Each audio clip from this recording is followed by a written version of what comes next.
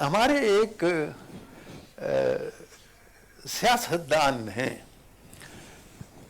سیاستدانوں کے بارے میں رک گیا ہوں، بات بہت احتیاط سے کرنی چاہیے۔ پہلی بات تو یہ ہے کہ میرا 3 زبانوں سے تعلق ہے، میں یہ بتا دوں۔ میرا خیال ہے جو فراز نے بھی بات یہ کی ہے، اور یہ بڑی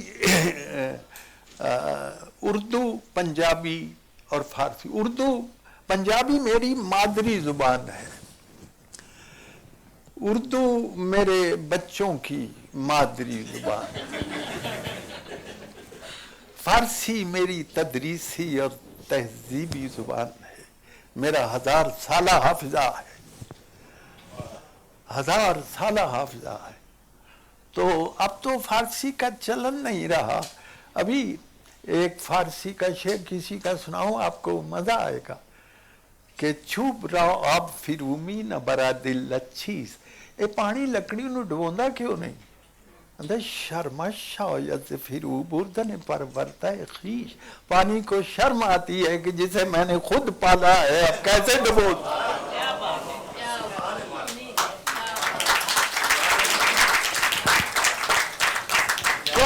کیا شعر ہے، آپ اندازہ کیجئے، ایسا سرمایہ فارسی زبان، بی نیاز آنے سے ارباب کرم ہی گزرم، دولت والوں کے پاس سے میں اس بے نیازی سے گزرتا ہوں، چن سیاہ چشم کے پر سرمے فروشان گزرت، جیسے کالی آنکھوں والا سرمے کی دکان کے پاس سے گزرا۔ تو اگر میں اس طرح، کیونکہ میں تو کیا کروں، میں سوہن سے خو گر ہوں، مجھے تو باتیں کرنے کا لپکا ہے، میں پروفیسر ہوں، تو بڑی مشکل سے کلاس ملی ہے۔ تو میں یہ عرض کر رہا تھا کہ میرے اہلیہ محترمہ پنجابی نہیں جانتی، لیکن انہوں نے زندگی میں ایک دفعہ پنجابی بولنے کی کوشش ضرور کی تھی اور وہ کامیاب تھی۔ ہوا یوں کہ مجھے فیصل آباد کے طلباء نے بلایا، زرعی یونیورسٹی کے، اور میں جب دیر سے پہنچا، میں ذرا تاخیر سے، میں تاخیر کو بھی تاخیر کہتا ہوں کہ اس میں خیر کا پہلو شامل ہے، تو انہوں نے مجھے کہا، ہاں ہار پہنایا، اتنا لمبا ہار میں نے گارلینڈ، شکست مینا نہیں،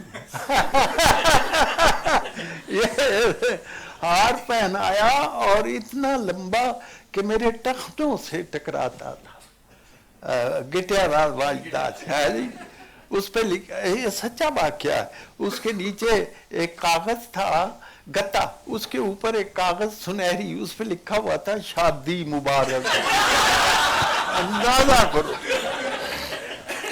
ہے جی۔ اور وہ اس نے کہا، پروین شاکر، کہ بچے ہمارے عہد کے چالاک، وہ اتنے چالاک ہو گئے کہ ایک ہی ہار سے ایک دولہا کو بھی بھگتا دیا، ایک شاعر کو بھی فارغ کر دیا، شاعر کو بھی فارغ کر دیا ہے جی۔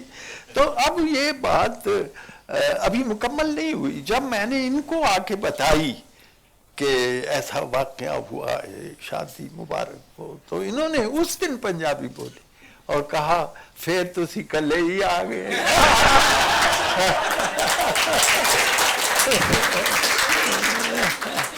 یہ ان کا ساتھ نہ ہوتا تو میرے لیے شاید مجھے وہ کچھ حاصل نہ ہوتا جو مجھے حاصل ہوا ہے، تو کیونکہ یہ بھی ایم اے فارسی، بلکہ میں تو سنگل ایم ہوں، شی از ڈبل ایم اے اردو بھی، اور آج کل ان کی توجہ،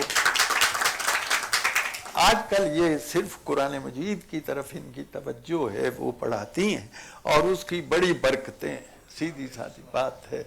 تو جناب میں کچھ پہلے قطعات سناؤں گا جناب۔ ایک ہمارے ہیں محترم سیاستدان، ان کا تکیہ کلام ہے مٹی پاؤ، ہے نا، ان کے بارے میں ہے کہ ان پہ مٹی ضرور ڈالیں گے، جو مسائل بھی سر اٹھائیں، سر تے مٹی پانی ان پہ مٹی ضرور ڈالیں گے، جو مسائل بھی سر اٹھائیں گے. سوچتا ہوں کہ چودھری صاحب اتنی مٹی کہاں سے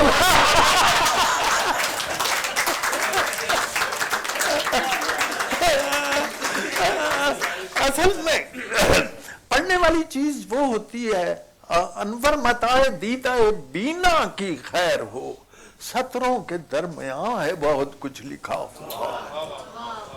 یہ بات مجھے سنگل شعر بھی سناؤں گا آپ کو. میں نے ایک خبر پڑھی اخبار میں کہ ایک عورت پر کسی نے ناجائز حملہ کرنا چاہا تو اس غیرت مند نے اپنے اوپر پیٹرول ڈالا، جلا لیا، جان عزت بچا لی، جان دے دی. 10 سال بعد، یہ میں بتا رہا ہوں کہ تخلیق بڑی مرموز چیز ہے، اٹ از ویری مسٹیریس. 10 سال بعد میں غزل کہہ رہا ہوں تو مدت صاحب اس میں وہ واقعہ کہ اکتا کے ہوسناک نگاہوں کے ستم سے، اکتا کے ہوسناک نگاہوں کے ستم سے ایک پیڑ نے شولوں سے بدن ڈھانپ لیا، ایک پیڑ نے شولوں سے بدن ڈھانپ لیا ہے. اب دیکھ کچھ نہیں کہا جا سکتا. تو بہرحال جی یہ جو قطعہ میں نے اپنے چوتھ صاحب کے بارے میں کہا ہے، اس کے پیچھے جو ہے وہ یہ ہے کہ ہمارے مسائل بہت زیادہ ہم کو درپیش ہیں. اب اتنے مسائل انور، ان کو گننے بھی جو بیٹھیں تو زمانے لگ جائیں. کوئی تدبیر اسی ایک پریشانی کی، یہ جو بکھرے ہوئے شاپر ہیں ٹھکانے لگ جائیں. اگر ابھی تک آپ نے میرا یوٹیوب چینل کلیات انور مسعود سبسکرائب نہیں کیا تو اب کیجئے اور شیئر کیجئے.